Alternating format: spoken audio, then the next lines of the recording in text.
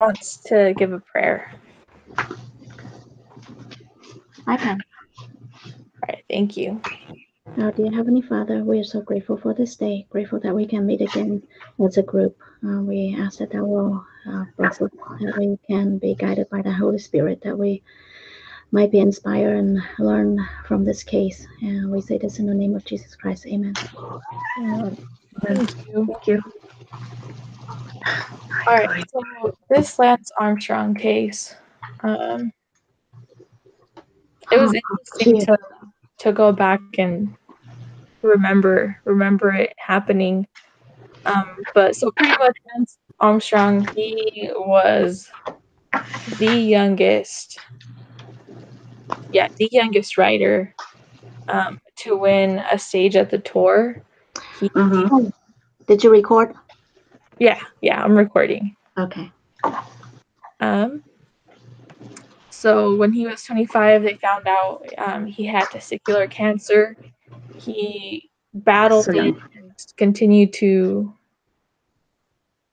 win pretty much.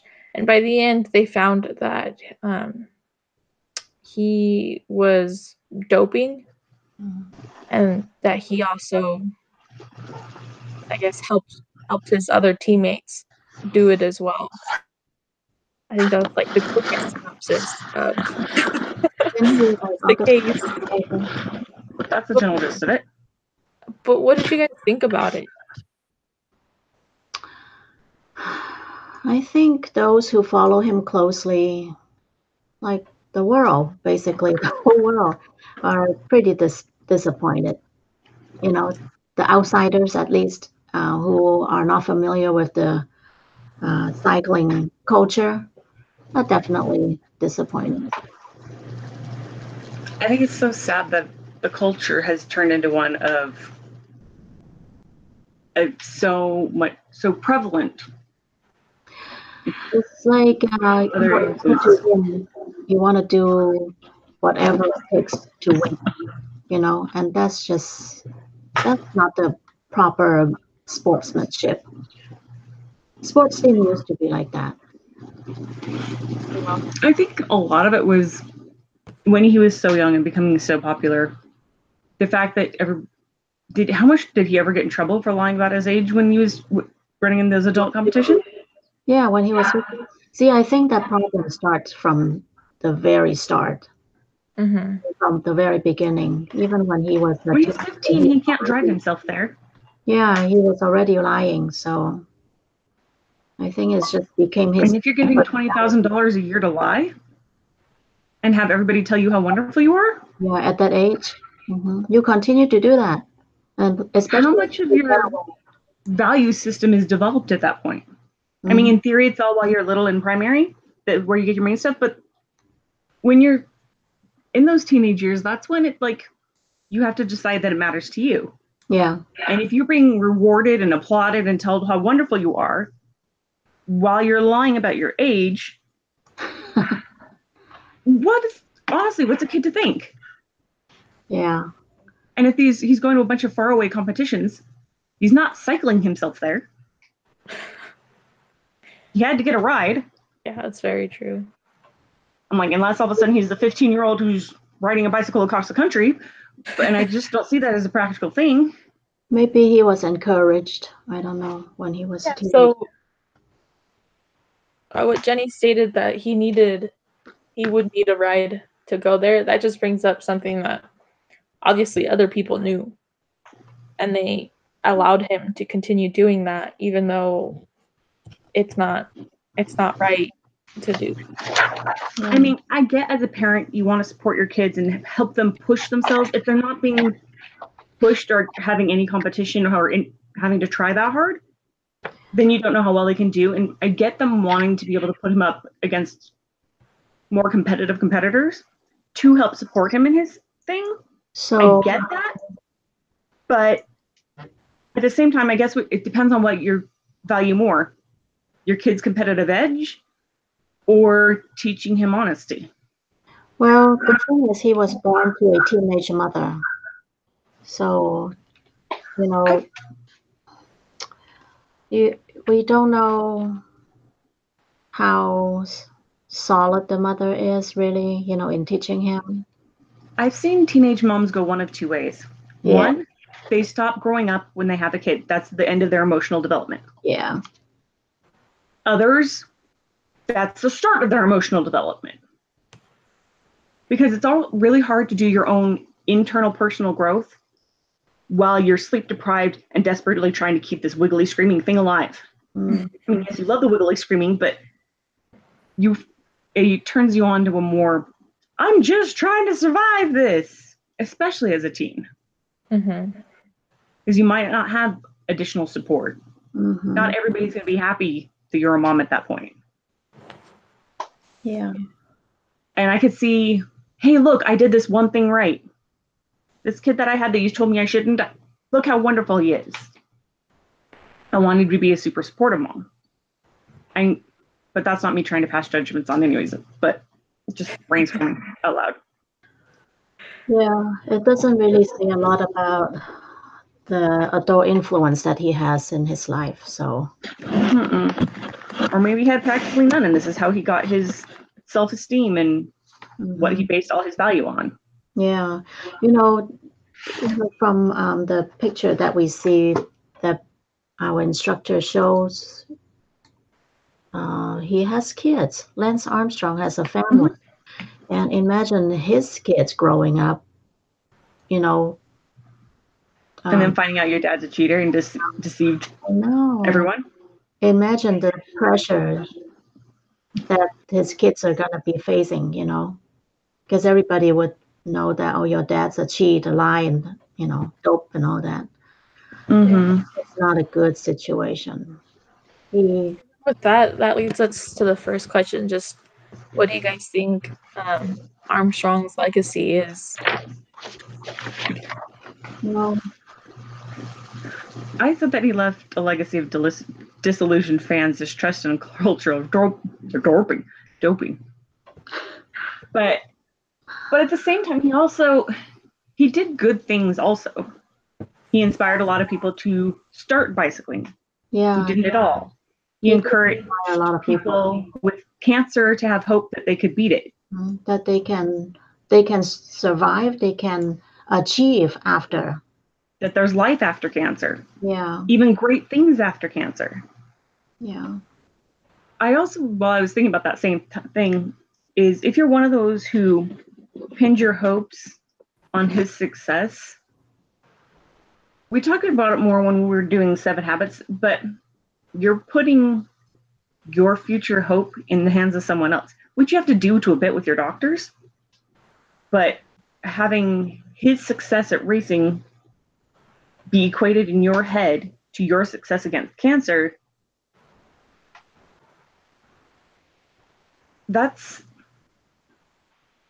I get any kind of hope is good hope, but maybe it needed to be somewhere else. Because when we're talking about how you measure life and stuff,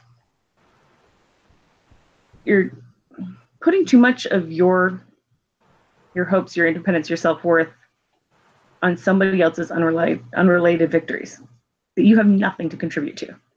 And I think that's a dangerous way to look at things. Yeah. I think that the legacy that he left behind, it was exactly what you said, that of hope, but also disappointment at the same time. Not just to his self, his team, family members, but to his fans too. I think at that point, they did have that much hope. They were like, he did it, we can all do it, and then they found out that he's been cheating this whole time, and that's just so much disappointment right there. Just like, I don't know, to me, I would just feel like, what do I do? Like, what is right at this point, Yeah. Remember he started the Live Strong Foundation, and they sold, I don't know, millions of those little wristbands. Everywhere you see it, little kids are wearing it, adults are wearing it. His impact was huge. It's a huge impact on everyone. at least, everyone who was following what he was doing. But yeah, and then it's just projected a really bad image on American team sport. I think that really has ruined that image. Now people probably thinks that all Americans dope and not honest and lack integrity. I'm not sure it's so much of that. If there's a whole culture of it in cycling, in world cycling, Mm-hmm. then in the cycling world, they would already know that lots and lots of people are doing it. Although with the forms of doping, I was looking at that and it made me stop and think, because my daughter's doing cross country. She actually just texted me and said she lettered. Eek. It's the first athletic letter in the family. What did she do? Cross country. Cross country. That's wonderful. Yeah. And now she has to train during the winter to be ready for track, but she does that too. Good for her. I'm pretty excited. But in that world, like we were talking about different things that, like with parents while we're waiting for them to get from that mile to this mile, about different things that you can do to help them out and help support them. Things like a lot of the kids have these jelly beans they take before the race. I'm like, what the heck is that? They're called sports beans. They're made by Jelly Belly. And so I got her some, but now I'm reading this. I'm like, is that cheating? Wait, Jelly beans. Is that like just sugar? No, it's not just sugar. I'm gonna grab one. Like There's like different versions. One of them has caffeine in it, and another one doesn't. Oh. I think you can drink a soda before the race. Okay. I So never are they, that. they're like performance enhancers?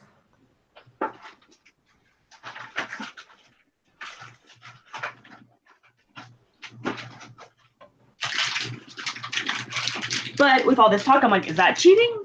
Well, and we were also talking about like training at different elevations. You train at higher elevations, and then you compete at lower elevations if you can. Not practical for everybody because they have to live and go to school. But how that helps, and that's the whole blood transfusion thing. Mm-hmm. Like you could train. What was it? You train at lower, or if you were at lower elevations where your body has more oxygen that it's sucking in, and it's in your blood cells, you take blood out then, and then when you're racing at high elevations, you put that blood back in you before your race, and then you would have more highly oxygenated blood for your race. It's still your blood in your blood, but I was like, that's interesting. The other one says, yeah, but I'm pretty sure that's not allowed and is illegal. The transfusion part. And I'm reading this, I'm like, oh, yeah, I guess it would be. I mean, if you're using other people's blood, that's just really weird, but. That's gross. Right. So, sports beans. Oh, how about that? Quick energy, sports performance. Electrolyte and carb. Is it carb? Electrolytes, vitamins B and C. Oh. We Okay. did those things when I did cross country. we just did stuff the old-fashioned way. Yeah. Orange juice and Yeah. Mm-hmm. I didn't even know they exist until I watched the two of our top runners having those right before race. I was like, Really? and then I told my daughter said she wanted some. I'm like, well, you PR this race, then I'll hunt some down. And then she did. And then she did the next 3 races too. But yeah. But I'm wondering if it starts as something like that. This is legal. I mean, if you're eating jelly beans, but yeah, I can see, why if you see other people are doing it, why can't you do the same thing? Right? I mean, this is not against the rules. Yeah. They're jelly beans. But like if they were injected with whatever other weird chemicals and stuff, or hormones or whatever. Oh, hey. Mostly it's sugar. And there's apple juice in here. Well, I'm looking at the ingredients: cane Yeah. sugar, tapioca syrup, apple juice, and concentrate, and then 2% or less of these other things: Oh. vitamin C, citrus. Basically, you are, like Pam was saying, drinking your orange juice before you. Yeah, but instead of having orange juice sloshing around while you're trying to run, you just have that concentrated energy in She you. says they don't taste very good, but Hmm. like, it's up to you if you want to actually eat them or not. Vitamins don't usually taste good. There's some that are better than others, but then there's extreme beans that have caffeine too. She says those ones are grosser. Mm. I'm like, okay, don't take them then. You don't have to eat them. But I think if it starts something small like that, or well, and like new runners would go and see what kind of shoes do the fastest runners have, what kind of training regimen do you have, Mm-hmm. how much are you practicing, what kind of things are you doing to practice to learn how to be better. Yeah. And I think maybe that's how the culture of doping starts, is something Oops. that seems innocuous. Yeah. Sorry, go back to your agenda. No, you're good. Let's see. So then the next question was, just, I guess we talked about who suffered from his cheating and, what were the costs. And then just in regards to the other writers who testified, in your opinion, do you think they were too loyal to Armstrong or not loyal enough? That one was tricky. Yeah, I don't know if there's I don't like that question really, because loyal or not loyal, I feel like all the writers were just doing it for their own success, and they're pretty much blinded to the whole situation. I was thinking about that, and if you have a really loyal friend, they won't rat you out, but they will call you out. And when they see you doing something you shouldn't, they will tell you you're doing something you shouldn't. And sometimes that the really best friends will tell you, hey, you keep this up, I'm going to have to say something. I love you enough to tell you, you got to cut this crap out. And that's what a best friend will do for you when you do, especially when you don't want to hear it. Mm-hmm. And he was saying these guys were his best friends. And so either I think you can be both not loyal enough by making sure he stops doing crap, and not loyal enough to keep him from getting out of trouble.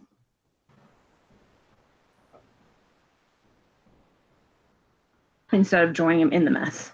Yeah, so I think Hamilton joined Armstrong, right? Who? Hamilton. Yeah. No, he was there first.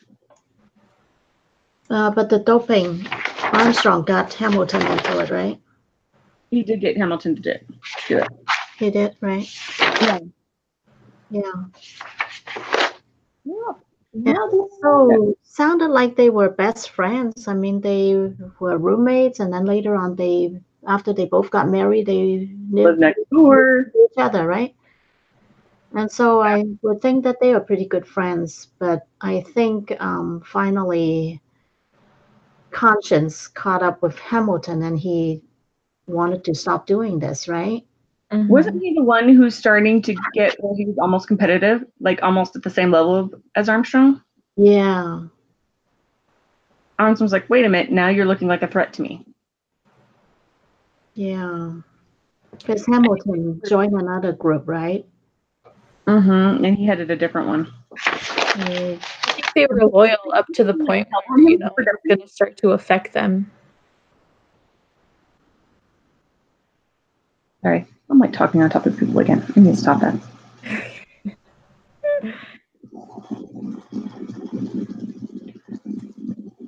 Yeah, because they ended up testifying, isn't right?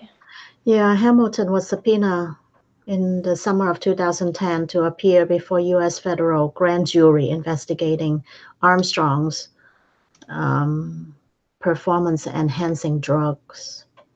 So And then later on, Hamilton also appeared in 60 Minutes, had an interview. And Hamilton knew that Armstrong has the financial strength to ruin him too. And Armstrong is known to ruin anybody's reputation if they were to tell, right? So I feel like lots of his other writers who might not want to join in the doping act, but forced to, didn't really want to come out and say anything, just knowing that Armstrong's personality. Yeah. And I think, like, in the video, he's asked our teacher, whose name I totally forgot right this second, Polly or whatever. He was talking about how, like, even the masseuse knew, the Yeah. massage therapist person, and I'm like, She's an alcoholic. Don't believe her. Totally ruin her reputation, right? but I'm like, you've got to bully your massage person too? What kind of guy are you? Oh, dang, my fire went out. Right. And he makes millions. I'm sure she makes less than 100,000. Odds are, unless he has to pay her to make her keep shut up. Yeah, so then at that point, that wouldn't be loyalty anymore. That'd just be kind of, I guess. Yeah, it doesn't seem like this Lance Armstrong is a very likable guy. Mm-hmm. I'm sure he is when he's doing all his PR and he's marketing himself to sponsors, and I'm sure he can turn on the charm when people are watching. Yeah, when he has the cancer foundation, I'm sure he was very likable. There was a picture of him with a kid with no hair. There's lots of those. Yeah. And I think a lot of the people who enjoy the attention, that I'm a hero among people, you get a little narcissistic, and they get super. Their ego comes from how wonderful people think they are, and they often are super charismatic people. But behind closed doors, Yeah. See. how often do you hear of people who are huge celebrities and everybody loves them, but behind closed doors they beat their wife and children, or they're alcoholics, or yeah, that's why we are talking about people who have no integrity. You know, they are with one face in front of people and then with another face somewhere else. But I'm just interested in what situations you guys have witnessed. You know, a leader of formal or informal leaders who has made decisions that made you uncomfortable.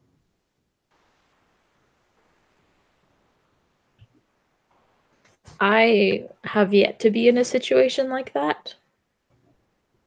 I don't. Unfortunately, I don't have. Which is a very fortunate thing. no, it's a fortunate thing. Yeah. I don't know. I just don't, like, I've never. You are being protected, which is good. I just like haven't had a job or anything that has put me in that situation to this point. Just because they've been like short jobs because of school. Yeah. Have you guys had those experiences?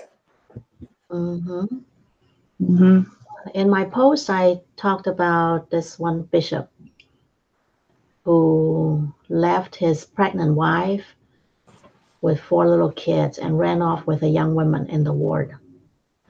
That was previous ward that we had a long time ago, and it leaves scars and damages everywhere in the ward. It was awful. I think people are still dealing with it, after 10, 15 years. Wow. So the state president decided to pay for her schooling, and she graduated from college and got a good job and was able to raise her own kids. Of course, all the ward member were helping with the raising her kids too in the meantime. It's just terrible thing, and people still talking about help like that though. It's just damages like this are irreversible. So many people just left the church just because, a bishop doing that? Seriously? My father-in-law was a bishop and in the stake presidency, Mm-hmm. and just recently decided he's a woman. Wow. Yeah, Okay. wrap your brain around that one. This is who? This is your, Father-in-law. okay. That would be really rough. That would be really rough for the whole state. Yeah. Especially when the church is so strong about marriage between a woman, our spiritual identity. That's rough. Well, I tell you, His parents divorced, and then he promised he would change. He would keep according to church standards. So they remarried in March, and then divorced again. Getting divorced again. I'm really surprised how many divorces in the church. They didn't want to, but at the same time, this is not what I signed up for. Mm-hmm. I mean, yeah, it's been exciting. Exciting. Like the world kind of ending way. Mm-hmm.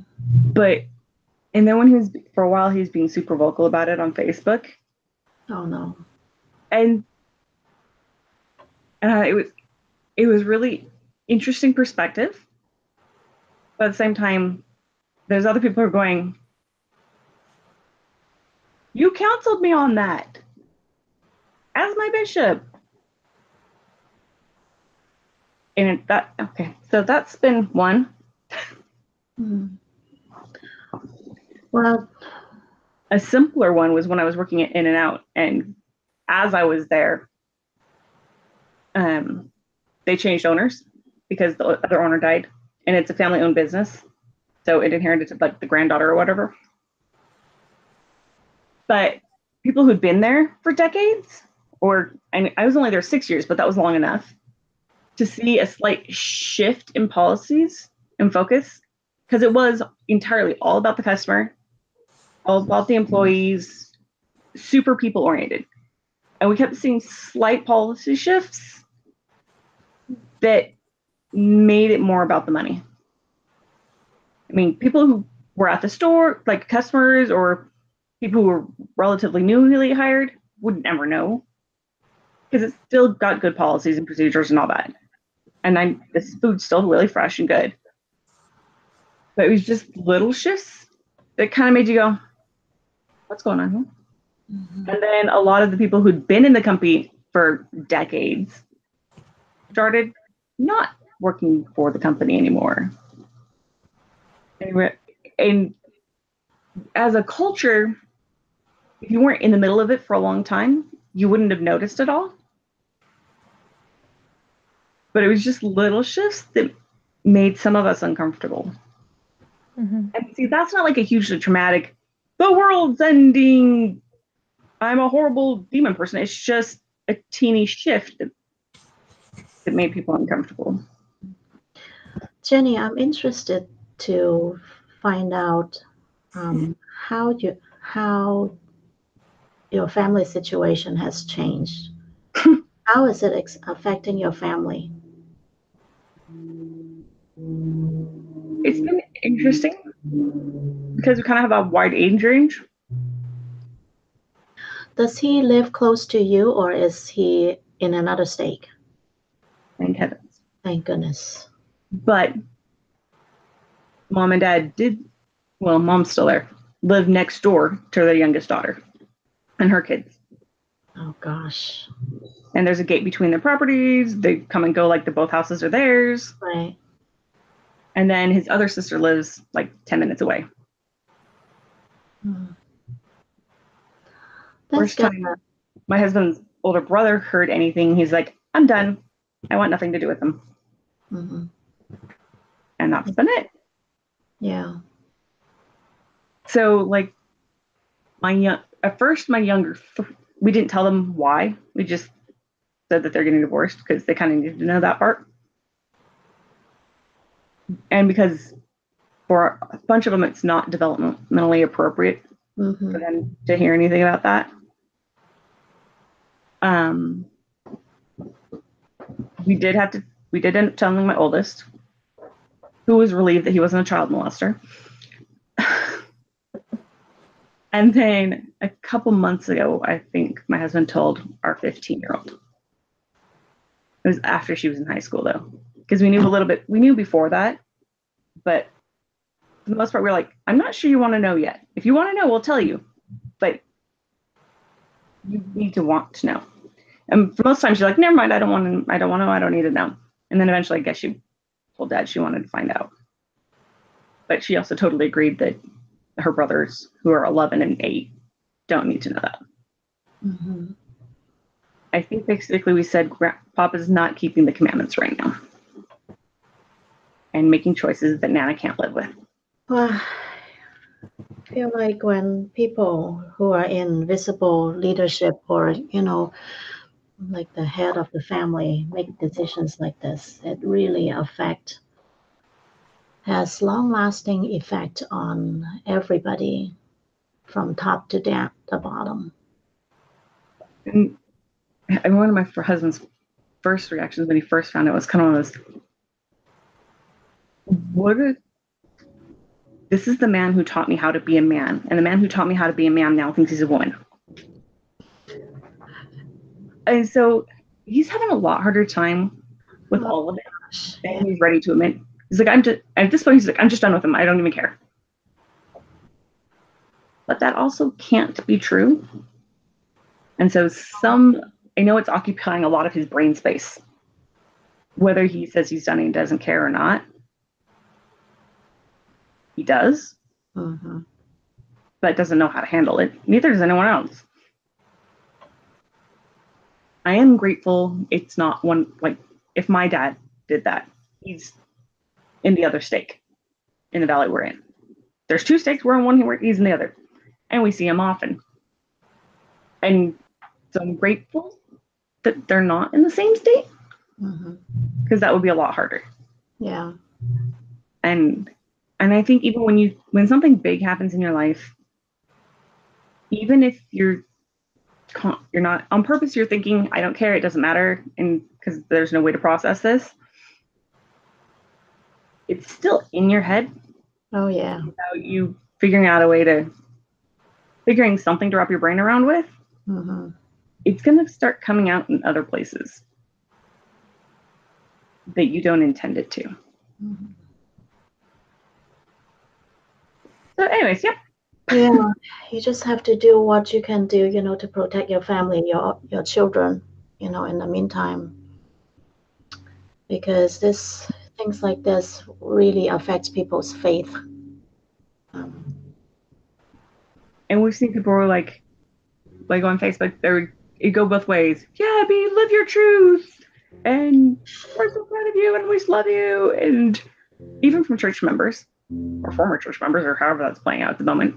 And then you have other ones that, I'll pray for you, or quoting his own quotes back at him. Yeah, I don't. There's just no good answer. Yeah. And I think that was something else that it kind of asked about I think it was with the loyal or not loyal enough. Sometimes there's situations where it's not a loyalty or not loyal thing. There just really is no good answer. Yeah. Any way you try to deal with it, there isn't going to be a good one. Yeah.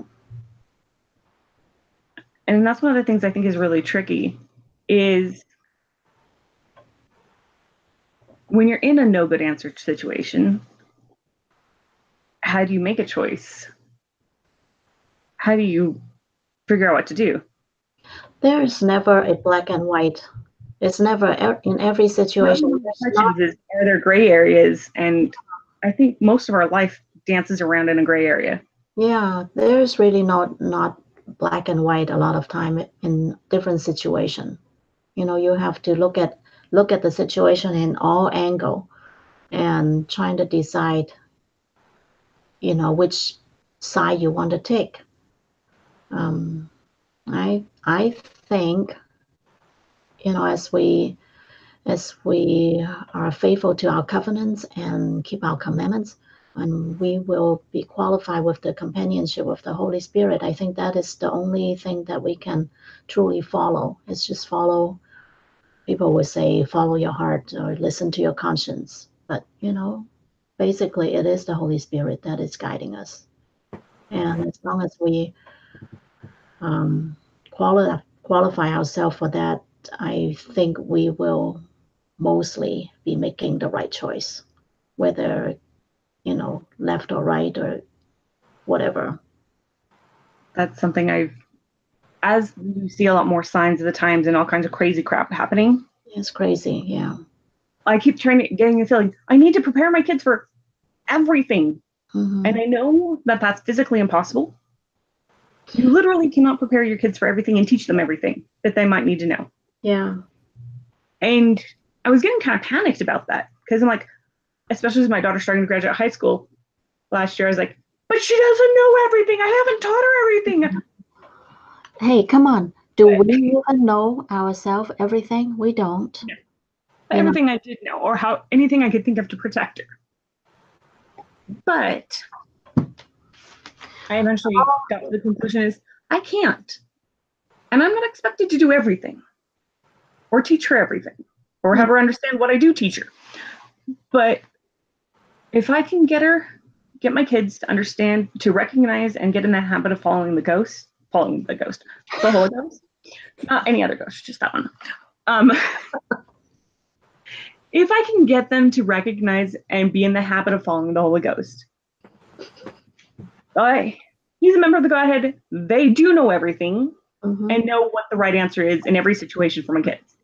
Yeah. If I can get them to understand that, just this one thing, then he can do the rest of the teaching. Yeah. I think so. I think that's the most important part too. Before my daughter was born, that's what I was like the most nervous about, just because kids can be exposed to so much just so quickly. And I was even talking to some cousins of mine who have like 6-7-year-olds, and that they're having to teach them things that we weren't even taught till we were like in middle school, high school. And it's not appropriate for them to learn at that age, but you have to. Yeah, it's tough. So when I was talking to my husband about that and how nerve-wracking that is, we just decided exactly what you said. It's just to teach them the gospel and to, everything that we know about the gospel, and to trust in the Spirit, and that just by doing that, they'll be able to make right choices and be on the right path. I mean, you do still teach them all the other things, and there are things you have to discuss with them at ages it's really not appropriate, but you have to. Yeah. One of the things I did with my kids was I promised them, as much as possible, I would always tell them the truth. If they asked a question, I would do my best to answer whatever question it was, which means we had some really interesting conversations at different ages, but then they also knew that they could come talk to me and that I wouldn't lie to them. Sometimes they'd ask me a question that I know they didn't want the real answer for. And so I'd ask them, are you sure you really want to know the real answer to this? Yeah. Or I can make up a story and we'll just go with it. But you'll need to know I'm making up a story. Sometimes they're like, oh, give me a good story, Mom. And we'll make up something stupid. And sometimes they really want to know. But it's so hard to figure out how to handle everything. I mean, we look at these case studies and we're supposed to make judgment decisions on them and figure out where things went wrong and what we could do better, which is good to learn and practice. Part of me also wonders if it doesn't put us in a state of seeing everybody else's faults because we're looking so deeply at other people's in their case study. I'm not saying it's about we shouldn't do case studies, but sometimes I wonder if we're not aware that we're doing it, we can go around looking for everybody else's faults and what they're doing wrong. Yeah. Okay, maybe mostly just I found myself doing that, but I think that's why, these case studies, they always ask, personal application. Like this last question, it asks about how do you measure your success in your personal life? You know, is it, Lance Armstrong, obviously his success is to win and to get money, right? I feel like that's how he measured, and he used whatever method that he could just to win. And is a success? There's a lot of casualty along the way. He's successful in terms of material and fame and all those things, but that he wasn't doing the right thing. He has positive influence on some people, but I think he did more damage than good in the long run. Just look at his immediate family. Imagine what his kids have to go through growing up. Um, all those people who followed him uh, throughout his career. All the disappointment and things. But how would you measure your life? I actually have a question because as I was answering that one, I'm typing. I measure my success based on my relationships. But as I was saying that, I was wondering, is that actually not a great place to measure my success?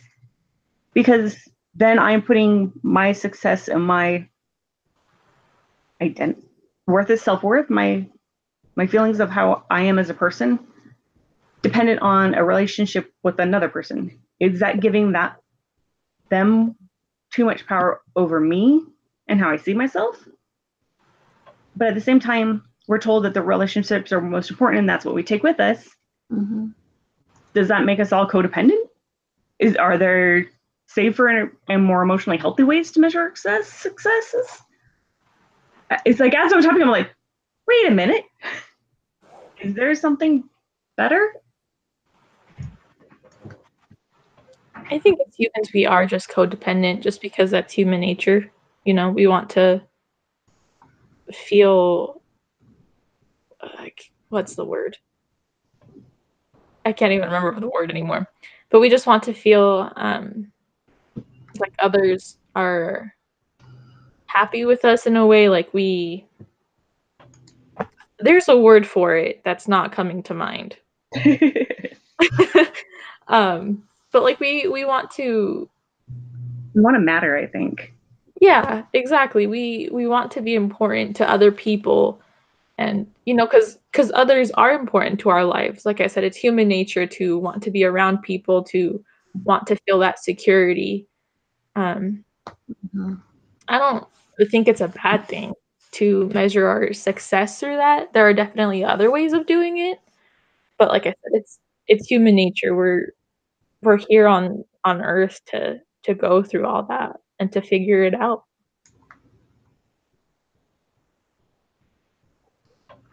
Yeah.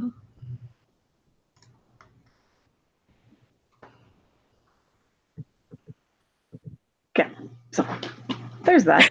I think we can measure our success through how we reach out and help other people, lift others, simple things, on a daily basis, even just, have we cheered somebody up today? Have we helped other people today? You know, um, we are we more worried about our own situation, or are we constantly thinking about ways to lift others? That's a really good way of putting it. So you could measure your success is by the percentage of your time that's focused on yourself versus focused on others. And that would be something you have control over. I like that. Yeah, sometimes I think we are so busy, that this situation where we are concentrate on doing something for ourselves, I need to do homework, I need to do this, I need to do this, and we neglected everybody around us. And I feel like I did quite a bit this semester just because, I feel like I've been overwhelmed with, a lot of homework and projects, and I have really not really paying attention, especially my own family, like my husband. So, from reading this, case study from answering this question. I realized that sometimes we might damage our own relationship to the closest people that we love, because we're so concentrated in looking at what we have to do, and sometimes we neglected, those around us. But I think it's really easy to do that. yeah. That's been one of my biggest concerns of going to school, is neglecting my kids. I mean, I've been going to school their entire lives. Yeah. So I don't know. Yeah, I need to go. I need to take my husband out to lunch or take him out on a date this weekend. We do dates pretty regularly. We've got that one. Sometimes because we work from home, Yeah. we'll like go have lunch together or whatever. But at the same time, it's like work together all the time. Yeah. And so date night, okay, well, this is like every other day. I mean, in theory, it should be focused a little differently, focused on building your relationship.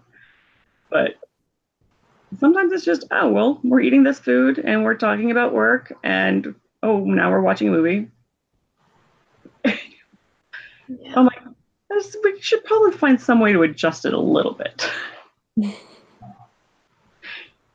People ask, so what do you guys talk about when you're alone? Honestly, taxes, software. It's awful. But Well, you guys, I gotta go. I have a meeting in 1 minute. that time. Yeah. You're good. I actually think we did really good on this discussion. Mhm. Let's wrap it up. All right. Well, Thank you so thanks for much, talking guys. with me, guys. Yeah, I appreciate you too, your insight. Excellent discussions we have. Well, you guys have a good week. We'll talk next week.